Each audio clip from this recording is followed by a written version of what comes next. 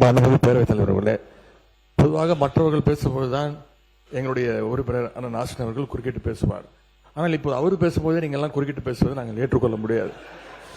அது தவிர நம்முடைய முன்னாள் அமைச்சர் மூத்த உறுப்பினர் அண்ணன் திரு தளவாய் சுந்தரம் அவர்கள் குறிப்பிடும்போது பல வரலாறுகள்லாம் குறிப்பிட்டு இவர் அங்கே இருக்க அதெல்லாம் நீங்கள் இடம்பெற அனுமதிக்க கூடாது, இதை நீங்கள் என்கரேஜ் செய்யக்கூடாது. அப்படி அவர் பேச ஆரம்பித்தால் நாங்களும் பேச ஆரம்பிப்போம். ஏன்னா இங்கே இருக்கக்கூடிய பல்வேறு தலைவர்கள், பல்வேறு உறுப்பினர்கள் பல்வேறு இடங்கள்லேருந்து வந்திருக்காங்க. இப்போ எங்கே இருக்காங்களோ அங்கே அவங்க உண்மையாக பணியாற்றி கொண்டிருக்கிறாங்க. எதிர்க்கட்சியாளர்களும் மற்ற உறுப்பினர்களுக்கும் அவர் கையை உயர்த்திய போது ஒரு கிளாரிபிகேஷன் கேட்கிறார் என்று நினைத்தான் அனுமதித்தால் அல்லது பாயிண்ட் ஆஃப் ஆர்டரா என்று பார்த்தேன். அது தேவையற்ற விவரங்களை நீங்கள் தெரிவித்தால் அது இப்போ நீங்கள் மென்ஷன் பண்ண மாண்பு உறுப்பினர் ஆஸ்டின் நீங்கள் உட்காருங்க. மாண்பு பொதுப்பணித்துறை அமைச்சர். மாண்புமிகு பேரவைத் தலைவர்களே, மாண்புமிகு எதிர்கட்சி தலைவருக்கு நன்றி. இன்னைக்கு தான் அவரே ஒத்துக்கிட்டாரு. நாங்கெல்லாம் பேசும்போது சட்டமன்ற உறுப்பினர் ஆசிரியர் எப்பயுமே எந்திரிச்சு குரல் கொடுப்பாரு அப்படின்னு. இந்த வழி இன்னைக்கு அவருக்கு தெரியுது. நாங்க எந்திரிக்கும் போது எப்பயுமே அவர் எந்திரிச்சு எப்பயுமே எல்லாத்தோடைய பேச்சை நிப்பாட்டுவாரு. இன்னைக்கு அவருக்கே அந்த உணர்வு வருது, நான் பேசும்போது எல்லாரும் குறுக்கிடுறாங்கன்னு. இன்னுமேட்டு எதிர்கட்சி தலைவர் சொன்ன மாதிரி இன்னுமேட்டு அவர் இனிமேட்டு குறுக்கீடுகள் இல்லாமல் எதிர்காலத்தில் இருப்பாருங்கிறது பதிவாகும். எதிர்கட்சி தலைவர் அவர்கள். பேரவைத் தலைவர்களே, இதைத்தான் அந்த நாசன் அவர்கள் சொன்னார்கள். நாங்கள் ஒரு கேள்வி கேட்டால் அது திசை திருப்புற மாதிரி, மடைமாற்ற மாதிரி இந்த அவை நடவடிக்கைகள் எடுத்துட்டு போறீங்கன்னு. இனிமேல் எங்களுடைய உறுப்பினர் திரு ஆஸ்டின் அவர்கள் அடிக்கடி குறுக்கிடுவார். மாண்பு உறுப்பினர் ஆஸ்டின் அவர்கள். மாண்புமிகு பேரவைத் தலைவர் அவர்களே, அவை முன்னவர் அவர்கள் இங்கே ஒரு கருத்தை சொன்னார்கள். மானிய கோரிக்கையிலே நீங்கள் பேசுகின்ற பொழுது மானிய கோரிக்கையிலே பேசுங்கள் என்று சொன்னார்கள். மானிய கோரிக்கையில் தான் பேசணும். இருந்தாலும் கூட பல பேர் பல உறுப்பினர் அன்றைக்கு நம்முடைய நீர்வளத்துறை அமைச்சர் அவர்கள் கூட மானிய கோரிக்கையிலான விவாதத்திற்கான பதிலுரையே இல்லாமல் 1 மணி நேரம் ஏதோ பொதுக்குழுவிலே பேசுவது போல பல்வேறு கருத்துக்களை சுவாரஸ்யமாக சொன்னார்கள். நாங்களும் 1 மணி நேரம் இருந்து கேட்டுகிட்டே தான் இருந்தோம்.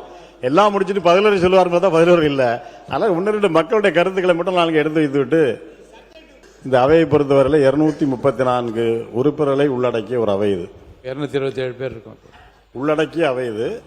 ஆனால் இந்த இருப்பது 227 பேர் இங்கே இருக்கின்றார்கள். ஒரு தொகுதி நம்முடைய மாண்பு முதலமைச்சர் அவர்கள் 2 தொகுதிகளை போட்டியிட்ட காரணத்தால் ஒரு தொகுதியை அவர் ராஜினாமா செய்துவிட்டார். அதுபோக 6 உறுப்பினருடைய பணி இடம் இங்கே இன்றைக்கு காலியாக இருக்கின்றது. 6 உறுப்பினர்கள் பதவியேற்ற 1 மாதத்திலே தங்களுடைய பதவியை ராஜினாமா செய்து விட்டார்கள். என்ன காரணம் என்பது இன்று முழுமையாக வெட்ட வெளிச்சமா யாருக்கும் தெரியவில்லை. ஆனால் அவங்களுடைய விருப்பம். ஆனால் மக்களுக்கு தெரிகின்றது. இல்லை, என்னுடைய கோரிக்கை என்னன்னா, இந்த 6 தொகுதிகளுடைய மக்களுடைய குரல் இந்த அவையிலே இன்றைக்கு முடக்கப்பட்டிருக்கின்றது. அவர்களுக்கு குரல் கொடுப்பதற்கு இன்றைக்கு ஆள் இல்லை.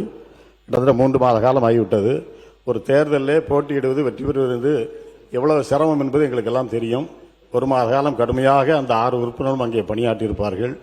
மக்கள் வாக்களித்த மக்கள் 60 வயது 70 வயது 80 வயது தாண்டியவர்கள் எல்லாம் நடக்க முடியாத அளவிலே கூட அந்த வாக்குச்சாவடிக்கு இவருக்கு ஓட்டு போட வேண்டும், இவர் ஓட்டு போட்டால் இந்த தொகுதி மக்களுக்கு நமக்கு பல்வேறு நன்மைகள் கிடைக்கும் என்ற ஒரு நம்பிக்கை, அந்த நம்பிக்கையின் அடிப்படையில் தான் அவர்கள் அங்கே வாக்களிக்கின்றார்கள்.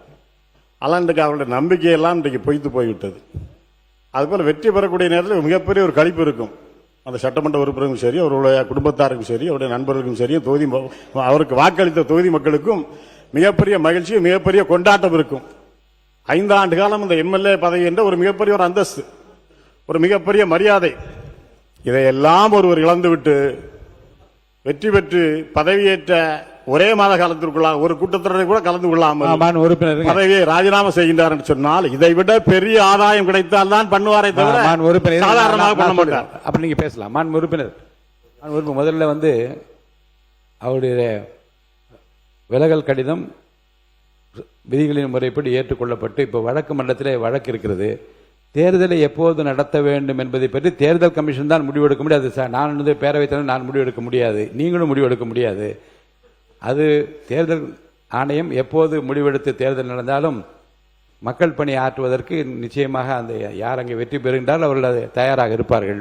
உங்களை பொறுத்த வரைக்கும் இந்த விவாதத்துக்குள்ளே போகாமல் மற்ற கருத்துக்களை மானிய கோரிக்கை ஒட்டி பேசுமாறு நான் கேட்டுக்கொள்ள மாண்புமிகு பொதுப்பணித்துறை அமைச்சர் அவர்கள். மாண்புமிகு பேரவைத் தலைவர்களே, சட்டமன்ற உறுப்பினர் பதிவு செய்தார். 6 எம்எல்ஏ தொகுதி வந்து வேக்கண்டா இருக்கு. அந்த மக்களுடைய குரலை வந்து கேட்பதற்கு யாரும் இல்லைன்னுங்கிற ஒரு பதிவு பண்ணாரு. மாண்புமிகு முதலமைச்சர் அமைச்சர்களை ஒவ்வொரு மாவட்டத்திற்கும் ஒரு ஜியோ போட்டு ஆல்ரெடி அப்பாயின்மெண்ட் பண்ணியிருக்காரு. ஒவ்வொரு மாவட்ட அமைச்சருடைய பொறுப்பு அந்தந்த மாவட்டத்தில் கூட அனைத்து சட்டமன்ற உறுப்பினர் தொகுதியை வந்து எல்லா பிரச்சனையிலும் கேட்டு உடனடியாக நடவடிக்கை எடுக்கிறது தான் மாண்புமிகு முதலமைச்சர் ஆல்ரெடி அப்பாயின்மெண்ட் பண்ணியிருக்கிறார். அதனால அந்த 6 தொகுதியிலும் சட்டமன்ற உறுப்பினர்கள் இல்லைன்னாலும் பொறுப்பு அமைச்சர்கள் 234 தொகுதியும் என்னென்ன தேவைகள், குடிநீர் பிரச்சனை எல்லா என்னென்ன தேவைகளோ அது அந்தந்த அமைச்சர்களுடைய நேரடி கண்காணிப்பில் முதலமைச்சருடைய அலுவலும் முதலமைச்சரும் நேரடியாக கண்காணிப்பில் இருக்கிறாருங்கிறத நாங்கள் பதிவு செய்கிறோம். திருப்பியும் அவர் அரசியல் பக்கமே வந்துட்டு இருக்காரு. மானிய கோரிக்கை விவாதம் பக்கம் வரமாட்டேங்கிறாரு. சொல்லிட்டேன். மாண்பு எதிர்கட்சி தலைவர் அவர்கள், பேரவைத் தலைவர் அவர்களே, இந்த பொறுப்பு அமைச்சருங்கிறது எல்லா அரசுலையும் எல்லா முதலமைச்சர்களும் எடுக்கக்கூடிய நடவடிக்கை தான். என்னுடைய சட்டமன்ற உறுப்பினர் கேட்பது, அந்த 6 சட்டமன்ற உறுப்பினர்கள் எந்த ஒரு கூட்டத்தொடரில் கூட கலந்து கொள்ளாம தன்னுடைய பதவி ராஜினாமா பண்ணிட்டாங்க. யாரையும் அவர் குற்றம் சாட்டல, அது மக்களுடைய முடிவுக்கு அவர் விட்டு விட்டார்.